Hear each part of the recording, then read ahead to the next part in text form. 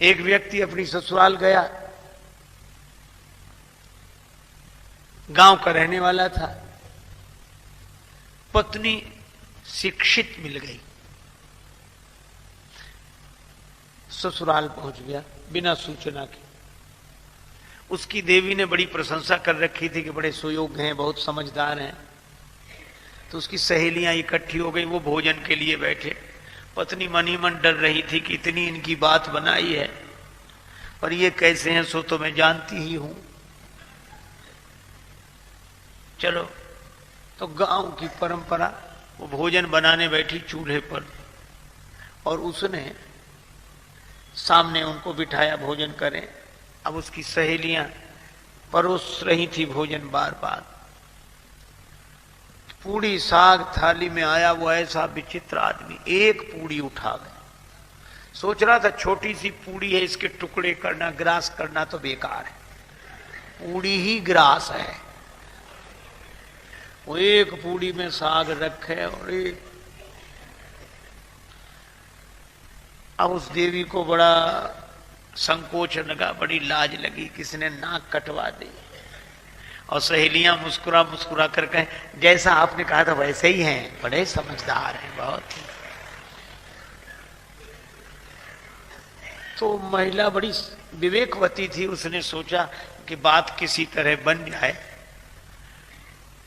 तो वो तो पूरी खाए जा रहे थे। अब उसको था कि ये हमारी तरफ देखें तो हम इशारा करें। तो जैसे उस उधर देखा तो उसने भोजन बनाते बनाते इशारा किया, उंगली द्वय उठाई गंवारपन पति को देख, कि एक एक पूरी के ग्रास दुई करें जा। दो उंगली उठाई कि कम से कम एक पूरी के दो टुकड़े तो करो, इतनी छोटी भी नहीं है कि तुम दो टुकड़े ही ना करो। पति ने समझा कि हमारी पत्नी पूरी सहानुभूति के साथ कह रही कि थके हुए हो, इतनी दूर से चलकर आए, एक पूड़ी में क्या होता है, दो दो। अब तो वो एक पूड़ी उठावे, उस पर साग रखे, दूसरी पूड़ी उसके ऊपर रखा। द्वे द्वे को चावे लाग्यो, मूढ़ जब एक साथ। तो पत्नी ने अपना माथा पीट लिया। समझाने वाले तभी माथा पीटते हैं कि समझने वाला उल्टा ही समझे। तो माथ ठोक त्रिया कहे, लाज सो डरे जा। माथा पीटा कि लाज तो न, कुछ तो समझ। पति ने समझा, ओ बड़ी भूल हो रही थी। पत्नी कह रही है कि ये पूड़ियां साधारण नहीं है, पूजा की पूड़ियां हैं, इन्हें पहले प्रणाम करो, माथे से लगाओ, फिर खाओ। पतिदेव समझे कि पावे के प्रथम इन पूजनीय पूरन को शीश पे धरे जा। अब तो वो दो पूड़ी और साग फिर माथे से लगाओ, फिर खाए। तो पत्नी ने अवसर देखा तो पति को समझाने के लिए चूल्हे से बोली। एक लकड़ी लगाई, अग्नि प्रज्वलित की और बोल उठी रोष भरी, चूल्हे से चतुर नारी। और चतुर नारी ने यही कहा कि अरे चूल्हे, जैसो जरे आयो प्रथम तैसो ही जरे जा। इससे तो तू पहले ही अच्छा था, जैसा जल रहा था वैसे ही जलता रहे। समझाने से तो और उल्टा हो गया।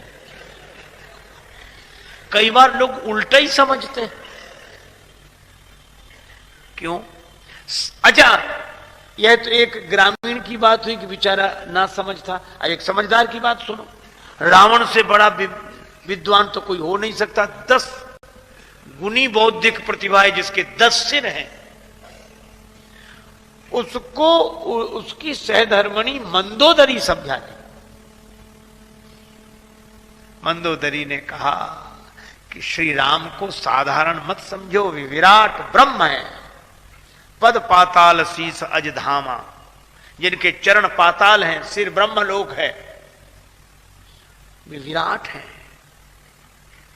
और राम जी की महिमा गाई। मंदोदरी ने समझाई तो रावण मुस्कुराने लगा।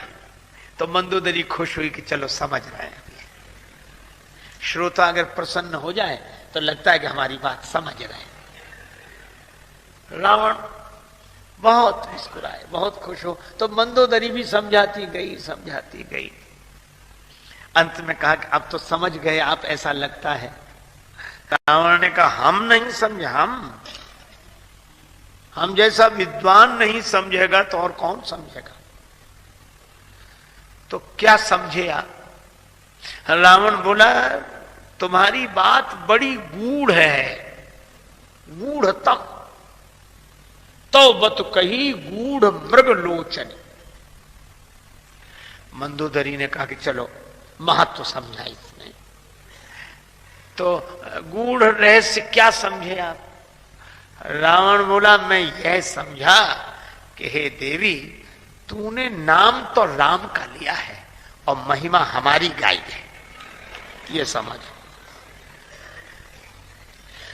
नाम राम जी का लिया है। जाने प्रिया तोरी चतुराई और यही मिस बरने मम प्रभुताई। राम जी के बहाने मेरी प्रशंसा की है, क्योंकि यह राम में नहीं है विशेषता तो मुझ में, पद पाताल शीश अजधाम में। मंदोदरी ने मन ही मन कहा कि क्या अच्छी समझ है, कितना बढ़िया समझे हैं आप। मंदोदरी ने पूछा कि अगर मैं आपकी महिमा गा रही थी तो मैंने आपका नाम तो लिया नहीं, नाम तो राम जी का लिया है। रावण बोला वो भी मैं जानता हूं। क्या तुम इतने बड़े विद्वान की पत्नी हो, शास्त्र सम्मत जीवन जीने वाली हो, और शास्त्रीय मर्यादा यह है कि पतिव्रता देवियां पति का नाम नहीं लेती, इसलिए तुमने नाम हमारा नहीं, नाम राम का लिया है, महिमा हमारी गाई है।